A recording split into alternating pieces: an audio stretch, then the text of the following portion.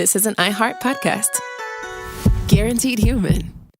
With no fees or minimums on checking accounts, it's no wonder the Capital One bank guy is so passionate about banking with Capital One. If he were here, he wouldn't just tell you about no fees or minimums. He'd also talk about how most Capital One cafes are open 7 days a week to assist with your banking needs. Yep, even on weekends. It's pretty much all he talks about, in a good way. What's in your wallet? Terms apply. See CapitalOne.com/bank. Capital One, N.A., member FDIC. You see it instantly. It's Coldwater Creek, the mark of exceptional workmanship and signature touches inspired by a Mountain West heritage. Distinctive styles created from quality fabrics, silhouettes perfected with just the right drape, feel-good fits offering ease of movement, and thoughtful details to elevate your look. Coldwater Creek's authenticity is embodied in every piece, embracing its confident spirit that carries through to today. Discover Coldwater Creek clothing, designed to fit your life the way you want. For a wardrobe you can count on season after season, visit coldwatercreek.com. Shop the new spring collection at 20% off $75 or more with code IHEART20. Brought to you by the reinvented 2012 Camry. It's ready. Are you? Welcome to Stuff You Should Know from HowStuffWorks.com. Hi, and welcome to the podcast. I'm Josh Clark, a staff writer here at HowStuffWorks.com, and with me, as always, is my trusty editor, Chris Paulette, and his fantastic goatee. Chris, today I want to talk about how the trolley problem works, a very cool article that I wrote and you edited. So do you want to give some background on the trolley problem? What is it? Well, it's every San Franciscan's worst nightmare. Imagine, if you will, that there's an out-of-control trolley speeding down the tracks, and if nothing stops it, then it's going to go out of control. It's going to flip and kill the people on board. 5 people, right? Well, that's, 5 or, 15. Hey, it could be fully loaded. Who knows?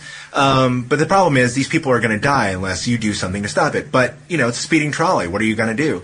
Until you notice that the track has a switch in it, and that you could actually switch the track with this lever that you happen to be standing next to. Mm-hmm. Well, that's great, right? You're going to switch it to another track. You're going to save the lives of the people in the trolley because it's going to give them a chance to slow down and stop. Huzzah. Except there's somebody on that other track.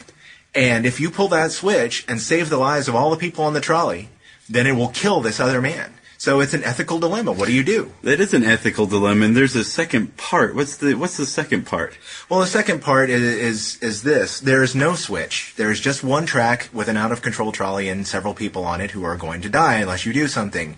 Next to you stands a person, probably not a diminutive person. It would have to be somebody big enough to stop a trolley.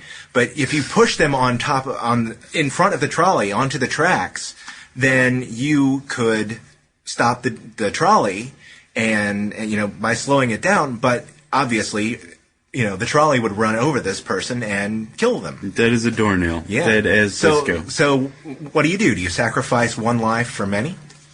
That is an excellent question, and it's one that's been plaguing people since it was first produced in the 60s. This philosophical problem, it shows the distinction between allowing to die, which is, pulling that lever and sending the man on the auxiliary track to his death, and actually actively killing somebody, which is pushing the less than diminutive man in front of the trolley. What would you do, Chris? You personally, would you pull the lever? It's one of those situations where you never know what you're really going to do until you're actually thrust in that situation. And it's easy to say one way or the other, based on I've got all the time in the world to make the decision. If I, sitting right here, right now, I would say yes. I would sacrifice one person's life for the people on the trolley. But, there's always the option of standing there horrified and watching it all happen and then realizing afterward that, it was too late. Would you push the man in front of the trolley? That is much, much tougher, because then I would actively be killing somebody to save the lives of someone else. I saw another article since this has been published that suggested, there are many ethical dilemmas like this. It's funny how the study of these kinds of questions has exploded in colleges and universities. And I saw this additional one where what would happen if you had a trap door and you could drop the person to his death instead of, pushing him on the tracks.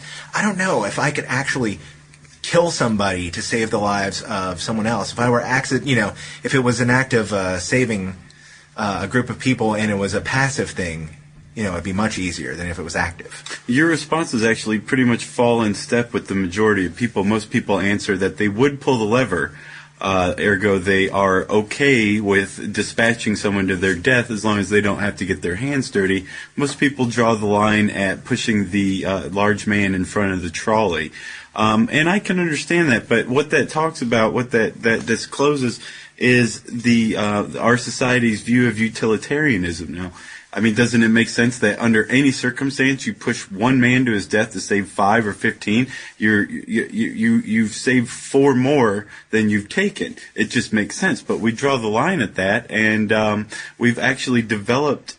We've used that kind of philosophical view to develop rules in our society. Take, for example, transplant patients.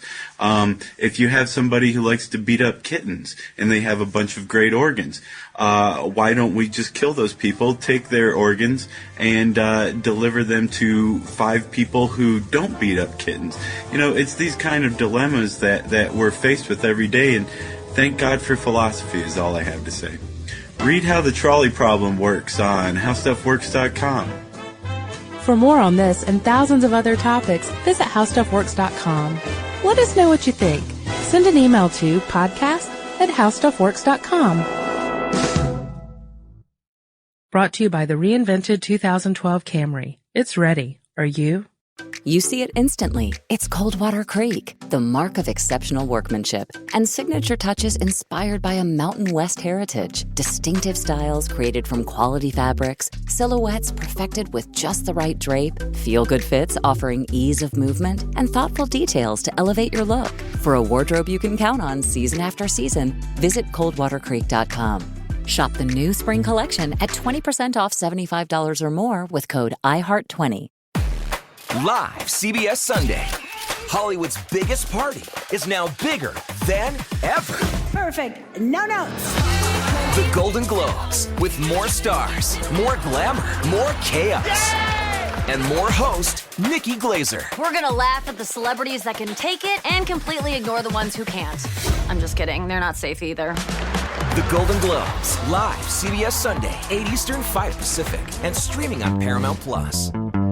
This is an iHeart podcast. Guaranteed human.